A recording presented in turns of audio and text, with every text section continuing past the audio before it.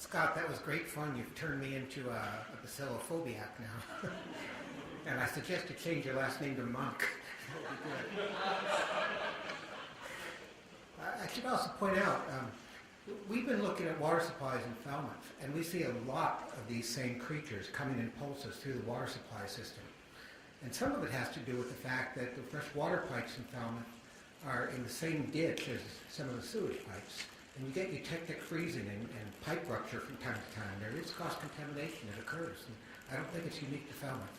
Anyway, it's just a tidbit. But thanks for the education there. I want to talk, I've been asked to talk about the role of AMPS in the context of the Moby DAC initiative. You've already been introduced to it. This is, at least from the perspective of Woods Hole, this has involved people, Andy Verhoes, John Huffnagel, Anna and Susan Hoos, who have been working on developing this site actually for several years. This probably, I think, Paula, was the first initiative that you funded in bioinformatics. And I have to say it mostly supported the activities of the ICOM community and others. Moby DAC itself, as I think you already know from presentations that have just been made, involves a collaboration of 4 different groups. There's Chine, Rob Knight's group. Greg has already told you quite a bit about Chine. At least at the moment, for most of us, it's an open software.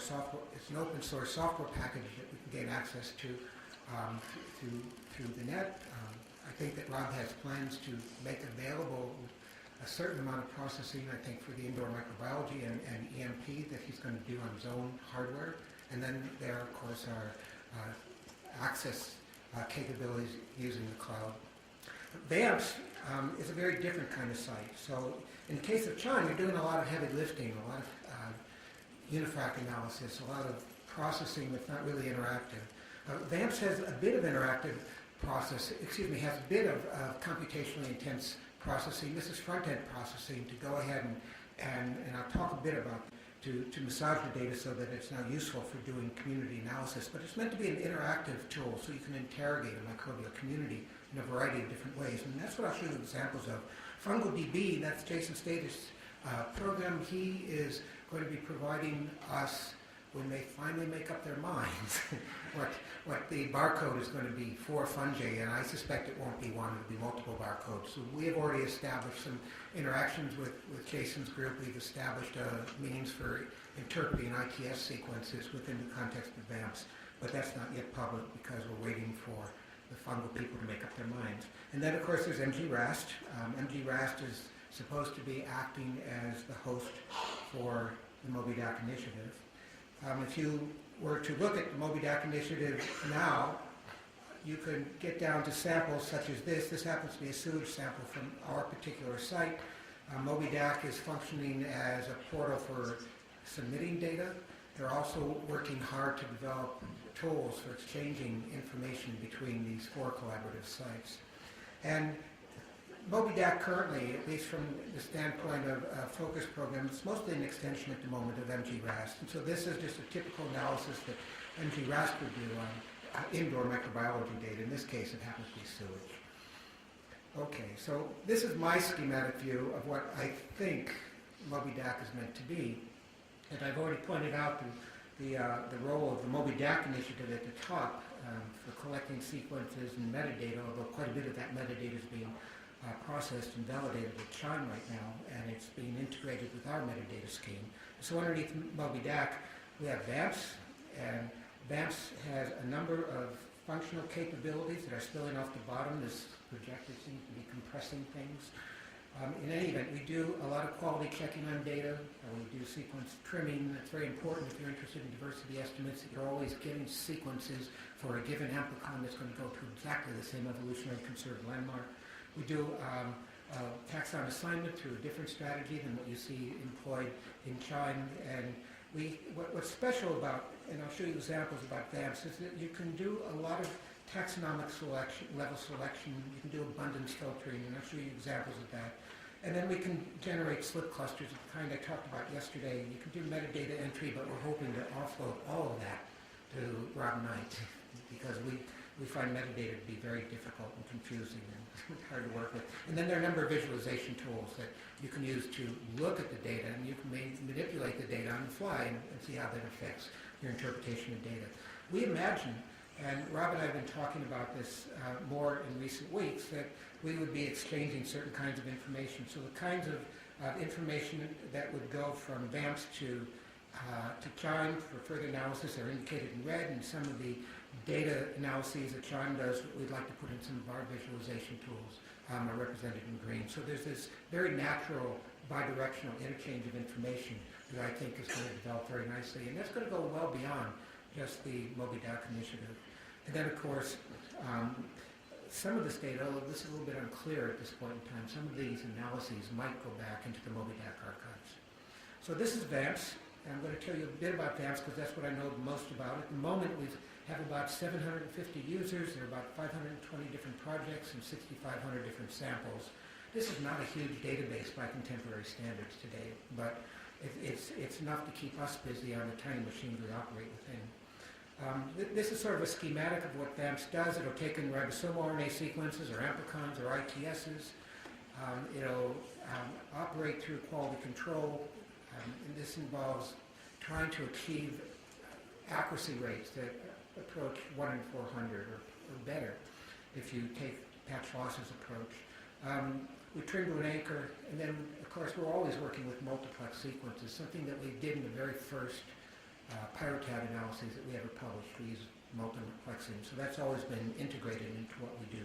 And that identifies unique sequences, and within VAMPS we just do record keeping. We don't keep a record of each unique sequence, we just keep track of how many times each unique sequence appears.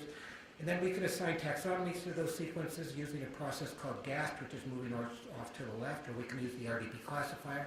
In fact, we can take in your sequences and put them through the RDP classifier. We can even run VAMPS just using the taxonomic strings that you might have generated through other means, so the RDP could directly port data into VAMPS. And then on the other side, going to the right on this screen, you could do split clustering for shorter sequences, or you can use uclust, which is a common strategy that both QIIME and VAMPS have adopted now. And this is after filtering out for chimeras. We get out OTUs, what we have been doing with our data, and I think QIIME is doing the same thing now, as we've been clustering our entire world of sequence collections so that we can look at OTUs that appear or don't appear, as I discussed yesterday, in different samples. And then that leads down to various interactive visualization tools that are available. So here's an example, and I'm going to try and go through this quickly so that we get out of here by 10:30. This is just an example of a sample selection. So there are a whole number of projects here. One can select one or a few samples out of a project, or you can select samples out of multiple projects, et cetera, et cetera. You can do analyses that operate in the universe of microbial taxa, or you can just restrict your analysis to bacteria, and you can operate at different taxonomic levels. And we also have the ability to operate at mixed taxonomic levels, and I'll show you an example of that. So this just happens to be temporal sampling of these 6 pyrotabs from a water station in North Falmouth. And these particular samples ought to be in chronological order. They are, but if you look at the heat maps, and then, I don't know why we did this, but our heat maps sort of reverse convention. We use red to indicate that things are very different, and blue to indicate that they're very similar. I suppose we need to flip a switch to change that. But you can see that this is a bit chaotic in its pattern. There's not a consistent pattern. And the reason for that is Scott was talking about some of the organisms that they find frequently on shower curtains. Well, it turns out that this yellow and this light brown, those are all sphingomyelinates, and they're really dominating these bar graphs from these different samples. So what we can do selectively with VAMPS is we can simply go back to our taxon selection page and eliminate those. So we uncheck those taxa, you carry out the same analysis, and now you get a much more consistent, it's not perfect, but a much more consistent heat map that agrees with the temporal sampling. So this heat map, it starts in January, and you can see gradual change. You get into the fall months, and now you come back to December. So this is really a circle in terms of the pattern that you see. Okay, so what else can you do? Well, you can take this data, and you've already seen it. You can generate these bar graphs, and what these bar graphs are looking at is they're looking at taxa pyro tags for given taxa that are present represent at least 1% of the reads in the data set and up to 100%, but you can now filter according to abundance. So now when we allow this to drop down so that any tag shows up, you see some of the more rare occurring taxa. And you can also restrict the analysis so you don't look at anything that's overprinting the community, so that you can end up looking at taxa that represent nothing more than 10%. So between 0 and 10%, or you can go between 0 and 1%. And these kinds of analyses start to allow you to filter down through the dominating organisms if you have enough data, so that you can see if there are trends amongst more rarely occurring organisms. Now that's especially powerful when you start looking at clusters. So what we've done now with VAMPS is we've introduced a clustering paradigm, and with that clustering paradigm you can do everything in VAMPS with clusters as you would do with taxonomic assignments. And so once again you can generate heat maps. But what's useful about the heat maps is you click on intersections between any two samples, and you now start to get pie charts that represent clusters. And pie charts can represent all OTUs in a cluster, or they can in a sample, or they can represent all clusters that are unique to a sample, or in this case, you're seeing what the intersection is. That is what the shared clusters are between two samples. This is just an example of looking at these samples and looking at all the uniques that are unique for one and unique for the other in those comparisons. And then finally, you can use pie charts as we saw before, so this is just filtering at the 1% level, but I like this display because you start to see the rare biosphere in all its glory as you go down to these lower abundance levels. So we also now have developed, but not have made available to users, an ability to use QIIME in an effortless fashion. And so all these filtering technologies that I described, especially the ones that involve abundance, you can now readily select taxa and you can put it in sequences into a QIIME analysis. And so we've developed a little GUI interface that we use at least in our environment, where we can select different metadata elements, start the QIIME data process, get out a data map, data fast day, and now at least in our environment we go directly into QIIME, but you also will be able to download these data files so you can run QIIME on your laptop. And these screens are much more familiar to Greg than they are to me in terms of the functionalities. Well, the slide I was looking for got deleted by whoever put this together. I was going to show you an example of a typical PCO8 plot you might get out of QIIME, and when we had it here a minute ago, it was all in Chinese, so we deleted the slide. So I'm done. Thank you.